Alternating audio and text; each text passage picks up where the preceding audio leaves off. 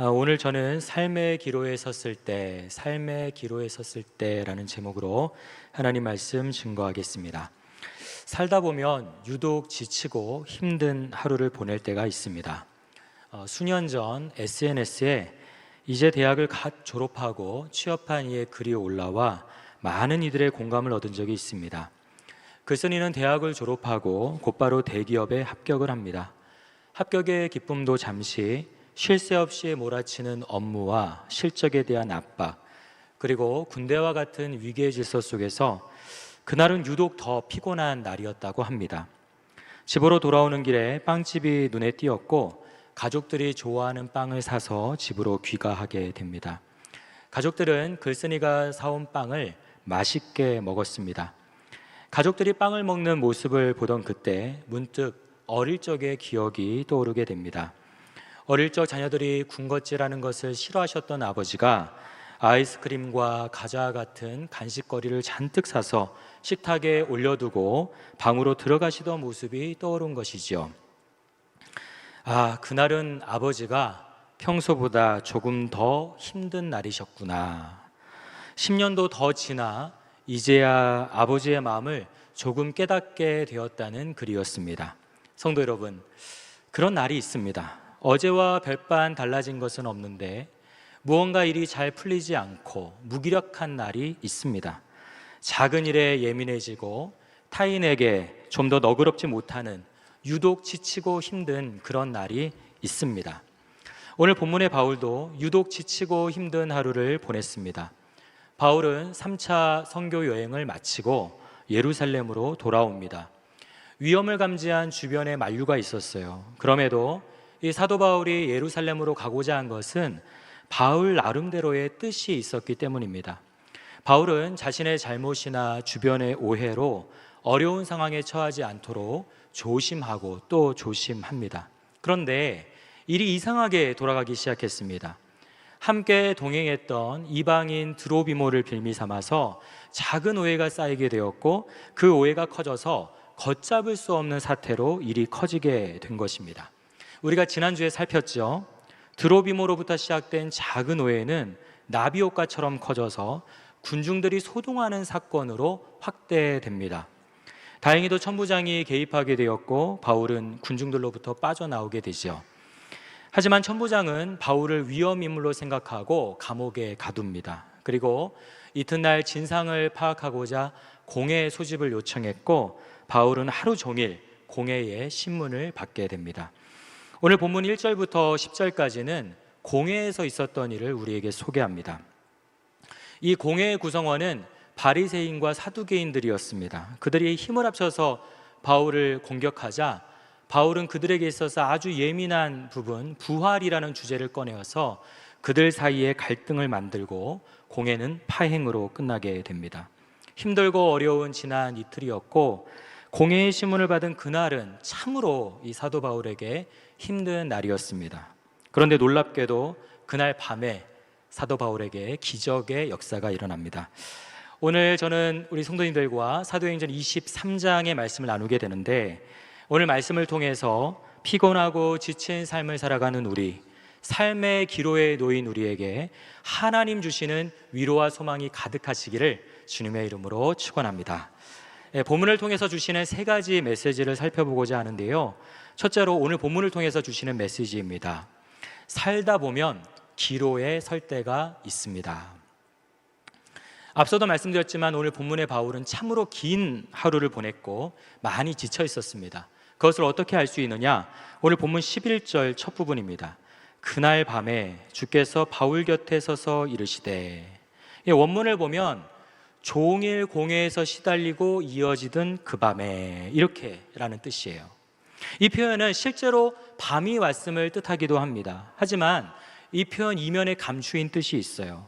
이 표현은 바울이 처한 상황이 암담하다라는 것입니다. 빛이 보이지 않는 상황이라는 것을 비유적으로 표현하는 문장이라고 말씀드릴 수가 있어요. 캄캄해서 단 한 줄기 빛도 보이지 않는 밤과 같은 상황이 사도 바울에게 찾아왔다라는 것입니다. 그런데 중요한 점이 있습니다. 사도 바울에게 이러한 캄캄한 밤이 찾아온 것은 하루 종일 이 공해에서 시달렸기 때문만은 아니에요. 이날만의 문제가 아닙니다. 오랫동안 누적되어 온 문제입니다. 더 이상은 버티지 못하고 이날을 계기로 터지게 된 것이죠. 바울의 상황을 조금 더 자세하게 살펴보겠습니다. 앞서 말씀드렸지만 지금 바울은 3차 선교 여행을 마치고 돌아온 상황입니다. 1차 선교 여행은 AD 45년에 시작되었어요. 그런데 3차 선교 여행이 마쳐지던 해는 AD 59년입니다. 그러니까 14년 정도를 선교 여행을 한 것이죠. 바울의 선교 여정은 참으로 험난했습니다. 바울은 고린도 후서에서 자신이 선교 여행을 하면서 겪었던 어려움을 자세하게 기록합니다. 고린도 후서 11장 24절 이하의 말씀입니다. 유대인들에게 40에서 하나 감한매를 5번 맞았으며 3번 태장으로 맞고 1번 돌로 맞고 3번 파선하고 일주야를 깊은 바다에서 지냈으며 여러 번 여행하면서 강의 위험과 강도의 위험과 동족의 위험과 이방인의 위험과 시내의 위험과 광야의 위험과 바다의 위험과 거짓 형제 중의 위험을 당하고 또 수고하며 애쓰고 여러 번 자지 못하고 줄이며 목마르고 여러 번 굶고 춥고 헐벗었노라. 지금처럼 길이 잘 닦여 있는 것도 아닙니다. 공권력이 치안을 유지하는 것도 아니에요. 돈도 없습니다. 가지고 있다 하더라도 강도의 위협이 도사리고 있죠. 가는 곳마다 적대 세력이 바울을 괴롭혔습니다. 하지만 바울은 그러한 어려움들을 이겨내고 풍성한 열매를 거두었습니다. 이제 바울은 소위 말하는 현역에서 은퇴하고 남은 생애는, 인생의 후반부는 로마에 가서 복음을 전하고 땅끝까지 이르러 복음을 전하려는 그런 계획을 갖고 있었어요. 바울이 현역 생활을 마무리하려는 것을 어떻게 알 수 있느냐? 바울은 고린도에서 곧바로 로마로 갈 수 있었습니다. 하지만 그렇지 않고 예루살렘으로 오게 되죠. 그 이유가 있어요. 지금 바울은 오랫동안 1차, 2차, 3차 선교 여행을 했는데 그 오랜 기간 이방 선교에 대한 보고를 예루살렘 교회에 하고 싶었던 거예요. 그리고 오랜 기간 예루살렘 교회와 떨어져 있다 보니까 바울에 대한 반감, 오해를 갖고 있는 성도님들이 계셨어요. 그래서 그들과의 관계도 풀고 싶은 마음이 있었습니다. 자신의 사역을 잘 마무리하고 유종의 미를 거두고자 하는 마음이 바울에게 있었다라는 것이죠. 잘 마무리할 생각으로 예루살렘에 왔는데 일이 이상하게 돌아가기 시작합니다. 어떤 분들이 이렇게 말할 수도 있어요. 아니, 바울이 각오를 하고 왔지 않느냐, 박해를 당하는 것은 당연한 것 아니냐, 이렇게 말씀할 수도 있지만 아닙니다. 우리는 성경의 인물들을 조금 신격화하는 경향이 있어요. 무엇이냐면 우리와 다른 사람이다라는 거예요. 아닙니다. 성경의 인물, 오늘 본문의 바울도 우리와 똑같은 사람이에요. 기도하면서 영적으로 예루살렘에 돌아가면 박해와 환란이 있을 것이다, 그 정도는 알고 있지만 그렇다고 해서 자진해서 박해를 받고 싶은 건 아니에요. 그랬기 때문에 바울은 예루살렘에 와서 조심하고 또 조심했던 것이죠. 각오를 하고 왔지만 그럼에도 불구하고 너무나도 막막한 현실 앞에서, 이상하게 꼬이는 현실 앞에서 사도 바울은 주저앉게 된 것입니다. 소동하는 군중들, 자신의 동족이죠. 유대인들이죠. 그 어느 때보다도 간절한 마음으로 자신이 어떻게 예수님을 만나게 됐는지 그들에게 복음을 전하는데 그들은 듣지 않습니다. 오히려 소리를 지르면서 살려둬서는 안 된다고 복음이 막히는 것이죠. 뿐만 아니라 오늘 소집된 공회에서도 아무런 소득 없이 파행으로 끝나고 맙니다. 마치 엘리야가 갈멜산에서 영적인 승리, 위대한 승리를 거두었지만 이세벨의 말 한마디에 무너졌던 것처럼 오늘 본문의 사도 바울도 1차, 2차, 3차 풍성한 열매를 거두고 영적으로 승리했지만 오늘의 이 현실 앞에서 주저앉게 된 것입니다. 사랑하는 성도 여러분, 우리도 이러한 경험이 있어요. 캄캄하여 앞이 보이지 않는 그런 날이 있습니다. 돌아보면 이곳까지 어떻게 왔나, 참으로 기특한데 앞으로 남겨진 일들을 보면 답답합니다. 지금이라도 멈춰야 되나? 다른 길을 가야 되나? 그러할 때가 있죠. 한 가정을 책임진 가장들의 고민이 있습니다. 지금까지는 어찌어찌 먹고 살았는데 앞을 보니까 캄캄합니다. 지금 다른 일을 하자니 할 수 있는 게 없어요. 아직 정정한데 은퇴를 해야 되는 분들이 계십니다. 연금을 받기까지는 아직 시간이 한참 남았는데 어떻게 버티지? 또 연금을 받더라도 넉넉하지 않은데 어떻게 살아야 되지? 대학을 졸업하고 여러 경험을 쌓았습니다. 인턴도 했습니다. 그런데 막혀있는 우리 젊은 자녀들이 있어요. 하나님께서는 작년부터 여러 모양으로 저에게 담임 목사에 대한 마음을 주셨습니다. 저를 아끼시는 성도님이 오셔서 담임 목사 청빙을 위해 기도하고 있습니다, 이렇게 말씀하시는 거예요. 뭐 그럴 수 있죠. 그런데 그런 분들이 한두 분이 아니었습니다. 목사님을 위해 기도하면 담임 목사에 대한 기도를 시키십니다. 이제 이런 일들이 거듭되다 보니까 이제 본격적으로 하나님께서 준비를 시키시나 보다, 이제 이런 마음을 먹게 되었고, 저도 담임 목사를 사모하는 마음이 생기더라고요. 기도하게 하셨습니다. 그리고 목회 비전과 계획들을 하나하나 준비하기 시작했습니다. 원래 청빙이라는 것은 교회에서 목사님을 모셔가는 겁니다.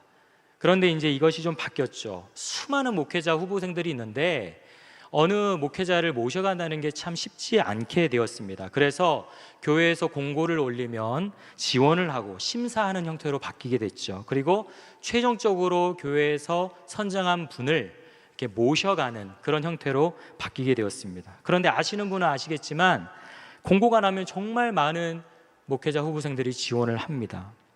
저도 기도하면서 이러한 과정을 거치게 되었는데 지원 과정에서 회의감이 많이 들었어요. 대부분 우리 목사님들이 이력서가 비슷하잖아요. 비슷한 이력서, 자기소개서, 목회계획서, 설교 영상. 과연 이것에 나를 담아낼 수 있을까? 나라는 사람을 담아낼 수 있을까? 또 뿐만 아니라 그 교회에서도 그 수많은 서류들 중에서 자신의 교회에 합당한 목회자를 찾아낼 수 있을까? 이게 현실적으로 가능한 것인가? 라는 생각이 들었어요.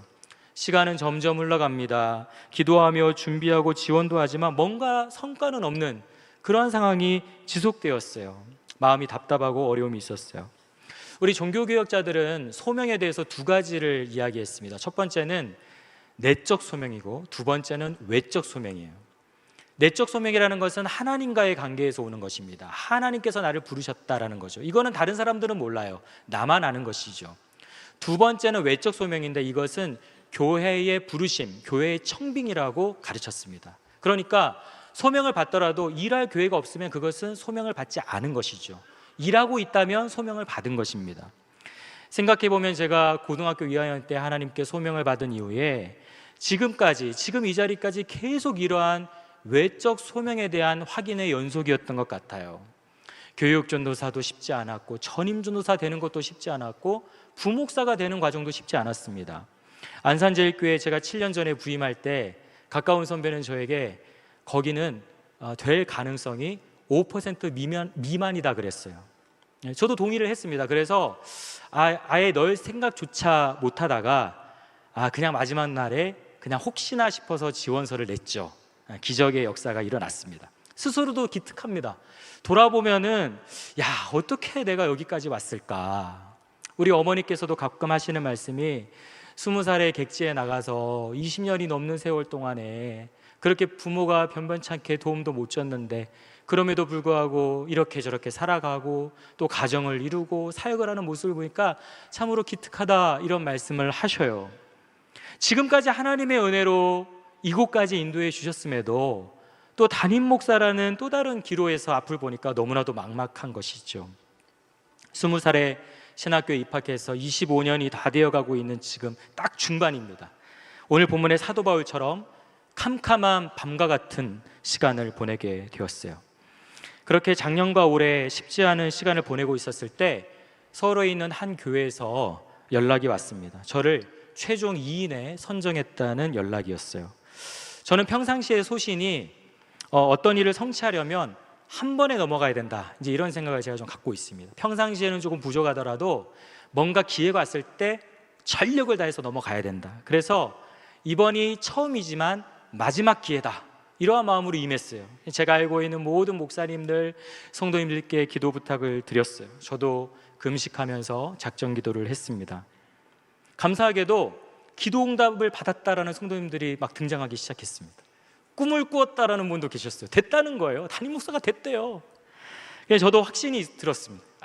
그래서 소망 가운데 내년도 목회 주제까지 다 이제 짜놓게 된 것이죠. 다만 한 가지 걸리는 게 있었어요. 그게 무엇이냐면 저와 함께 최종 2인에 올라간 분이 7년 전 제가 안산제일교회 면접 볼 때 붙었던 분인 거예요. 그때 그분은 떨어지고 제가 됐거든요.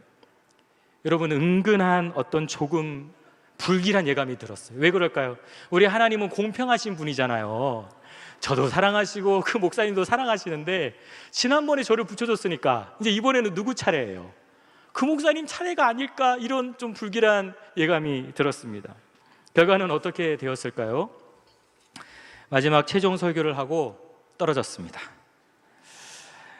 사도 바울이 종일 공회에서 시달리고 이어지던 그 밤, 암울하고 한 줄기 빛도 없이 캄캄한 그 밤, 사도 바울에게 찾아왔던 그 캄캄한 밤이 저에게도 이제 찾아오게 되었어요.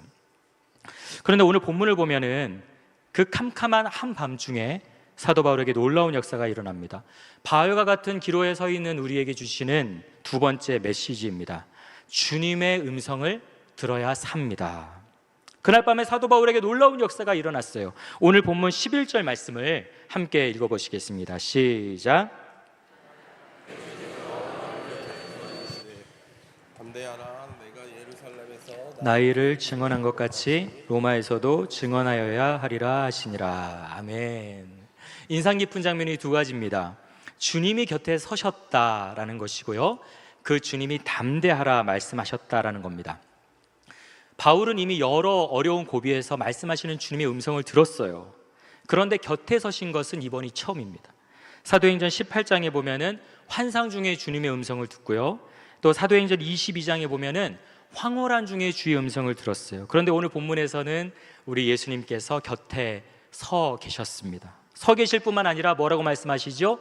담대하라, 이렇게 말씀하십니다. 성도 여러분, 이 담대하라라는 말씀은 아무에게나 주시는 말씀이 아니에요. 아무런 상황에서 주시는 말씀이 아니에요. 하나님께서 참으로 소중하게 생각하는 사람에게, 그리고 큰 사명을 앞둔 사람에게 선포하시는 귀한 말씀이십니다. 여러분, 요한복음 16장에서도 우리 예수님이 제자들에게 이 말씀을 선포하세요. 담대하라, 내가 세상을 이기었노라. 사랑하는 성도 여러분, 우리도 이 한 말씀만 들리면 살 줄 믿습니다. 저와 여러분에게 담대하라, 이 하나님의 음성이 생생하게 들려지기를 주님의 이름으로 축원합니다. 그렇다면 이 음성을 과연 언제 들을 수 있을까? 어떻게 들을 수 있을까? 우리가 듣고 싶다고 들을 수 있는 게 아니죠. 찬양할 때 감동이 올 수 있습니다. 기도할 때 어떤 마음이 들 수 있어요. 우리가 성경을 읽다가 하나님께서 주시는 음성을 들을 수도 있습니다. 우리 안에 성령 하나님께서 내주하시기 때문에 우리가 그분의 음성을 들을 수가 있죠. 그런데 문제는 오늘 본문의 사도 바울처럼 캄캄한 밤을 보내고 있을 때, 우리가 너무나도 힘겨울 때는 이 음성을 듣기가 힘들다라는 거예요.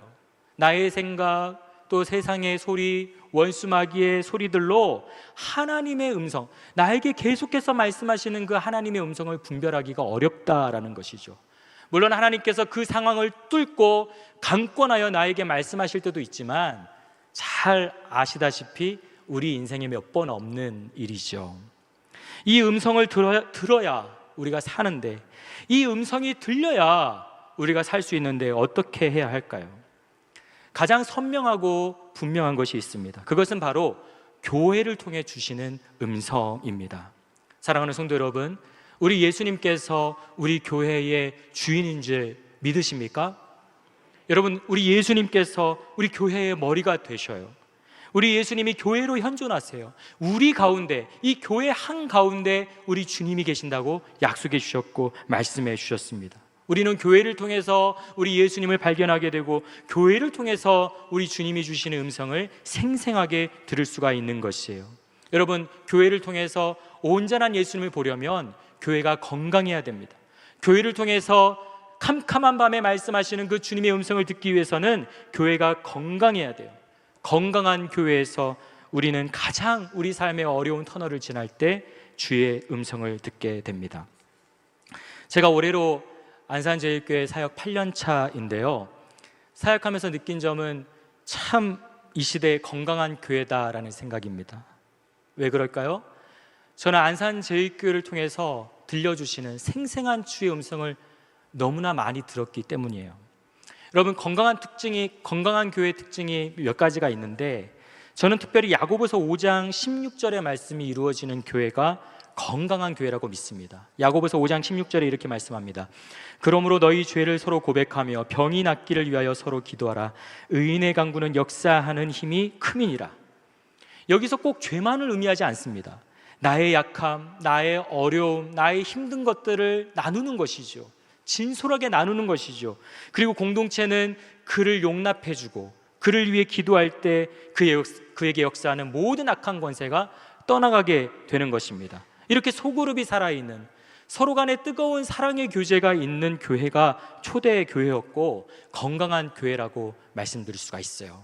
여러분, 우리 안산제일교회는 이러한 뜨거운 사랑이 있는 교회일까요?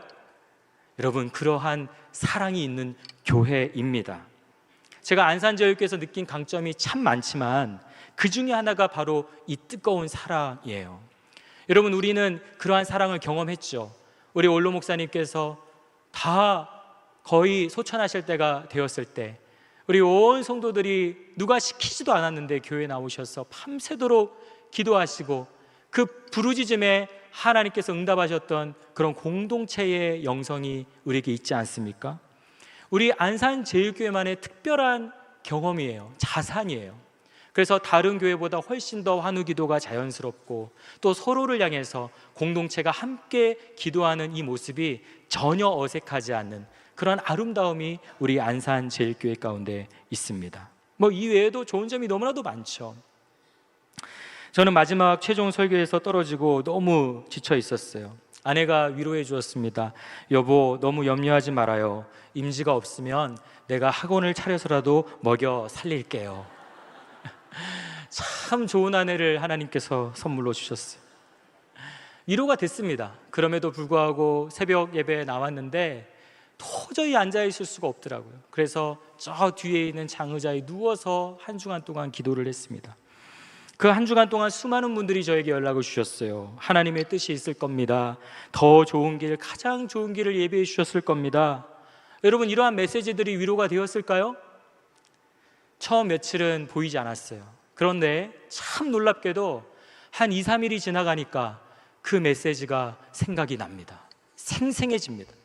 제가 떨어졌던 주일 오후에 한 성도님이 제게 보내신 문자예요. 하나님께서 오늘 저를 새벽 3시부터 깨워서 기도를 시키셨습니다. 간절한 기도의 응답이니 그 교회 가는 걸 막으신 이유가 있을 줄 믿습니다. 하나님께서 목사님 간절한 기도를 기쁘게 받으시고 어여쁘게 여기신 줄 믿습니다. 하나님께서 인도하시는 교회에서 아름다운 사역하실 날을 기대하며 기도합니다. 아멘. 수많은 연락들, 이거 외에도 수많은 분들이 하나님의 말씀을 넣어서 저에게 위로의 메시지를 주셨는데, 처음 한 주간은 의자에 누워서 기도했지만 이 문자를 곱씹으면서 어떤 마음이 들었느냐, 이것은 하나님의 음성이다. 하나님께서 나에게 지금 말씀하고 계시구나. 담대하라, 일어나라 말씀하고 계시구나. 하나님의 음성으로 들리더라고요. 그렇게 되니까 어떤 일이 생겼습니까? 제 안에 다시 한번 소망이 생겼어요. 비전이 생겼어요. 다시 한번 노력해보자, 도전해보자. 그때 저의 눈에 띄었던 교회가 이번에 부임하게 된 영남제일교회였습니다. 저는 첫눈에 반하는 게 사람에게만 해당되는 줄 알았어요. 그런데 이 교회를 보자마자 제가 반해버렸습니다. 제가 꿈꾸고 있는 목회가 있는데 그것을 실현할 수 있는 준비가 잘 되어져 있더라고요.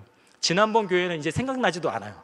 다 잊혀지고 이제는 막 불같이 사모하는 마음이 막 또 다시 생기더라고요. 주님, 내가 이 교회 가고 싶습니다. 정말 가고 싶습니다. 한 달도 채 되지 않아서 새로운 교회에서 연락이 왔습니다. 저를 담임 목사로 선정했다라는 소식을 듣게 되었습니다. 할렐루야.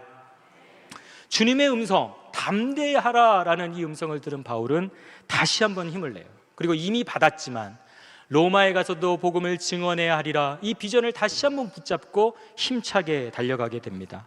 오늘 본문을 통해서 주시는 마지막 메시지예요. 하나님은 언제나 다시 일으켜 주십니다. 여러분, 하나님께서는 우리를 내어버려 두지 않으시고 교회를 통해서 우리에게 다시 한번 소망을 주시고 다시 한번 일어설 수 있도록 우리에게 꿈과 용기와 소망을 주시는 줄 믿습니다. 말씀을 맺겠습니다. 사랑하는 성도 여러분, 지금 우리는 도상에 있습니다. 지금까지는 잘 걸어왔어요. 모든 것이 하나님의 은혜죠. 하지만 앞으로를 보면 여전히 가야 할 길이 많이 남아 있습니다. 사도 바울은 선교 여행을 마치고 예루살렘에서 하나님 주시는 힘을 다시 힘입어 힘차게 또 걸어갑니다. 저는 오늘로 안산제일교회를 사임하고 담임 목사로 새롭게 출발합니다. 어떤 일들이 저를 기다리고 있는지 몰라요. 담임으로 나가는 기로에서는 승리했습니다마는 끝이 아니죠. 이제 시작이죠. 또 다른 기로를 만나게 될 것이고, 하나님 나라에 이를 때까지 계속적인 어려움과 고민의 길들, 낙심되는 일들을 만날 것입니다. 하지만 제가 확신하는 것은 그때마다 우리 주님께서 저의 곁에 서서 말씀해 주실 줄 믿습니다. 힘을 주실 줄 믿습니다. 교회를 통해서, 교회 공동체를 통해서 생생한 주님의 음성을 들려주실 줄 믿습니다. 우리 사랑하는 안산제일의 권속 여러분 중에서도 기로에 서신 분들이 계시고, 또 기로를 잘 넘었더라도 앞으로 또 다른 기로를 우리가 만나게 될 거예요. 하지만 낙심하지 마시고 교회를 통해서 현존하시는 우리 예수님의 음성을 들으실 수 있기를 주님의 이름으로 축원합니다. 교회 공동체를 통해서 선포되어지는 말씀을 통해서 우리에게 들려주시는 주님의 음성을 듣고 붙잡을 때 우리는 다시 일어서게 될 줄 믿습니다. 서로에게 축복해 주시길 바라요. 담대하십시오. 일어나십시오. 주님의 놀라운 계획이 있습니다. 이렇게 선포해 주시고요. 또 뜨겁게 서로 사랑해 주시고요. 그때 우리는 표대이신 예수님을 향해 함께 걸어가는 믿음의 귀한 길벗들 되어질 줄 믿습니다. 천국문에 이를 때까지, 천국에서 우리 다시 만날 때까지 안산제일교회 모든 성도 여러분 안녕히 계십시오. 기도하시겠습니다.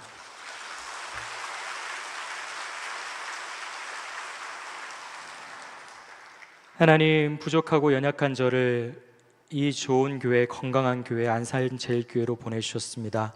제가 이 교회 올 때는 상처 입고 헐벗은 채 버려진 존재와 같았습니다.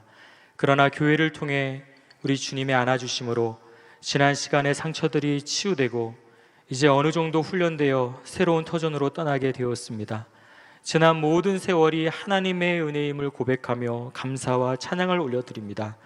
우리 살아가는 안산제일의 권속들, 표대이신 예수님을 향해 걸어가는 이 믿음의 여정 중에 지치고 힘들 때가 참으로 많습니다. 우리 가운데는 캄캄한 밤과 같은 시간을 보낼 때가 있습니다. 앞으로 남겨진 일들을 보면 답답하기도 합니다. 하지만 그때마다 교회를 통해서 선포되어지고 우리 공동체를 통해서 나누어지는 담대하라 주의 음성을 듣게 하여 주시옵소서. 주님께서 주시는 위로와 소망의 말씀을 붙잡고 담대하게 승리하는 안산제일의 모든 권속들 될 수 있도록 주여 역사하여 주옵소서. 우리 사랑하는 안산제일교회를 하나님께 맡겨드립니다. 하나님께서 사랑하시는 교회, 하나님께서 친히 세우신 교회, 지금도 자정하시고 운행하시는 안산제일교회를 우리에게 선물로 주심을 감사드립니다.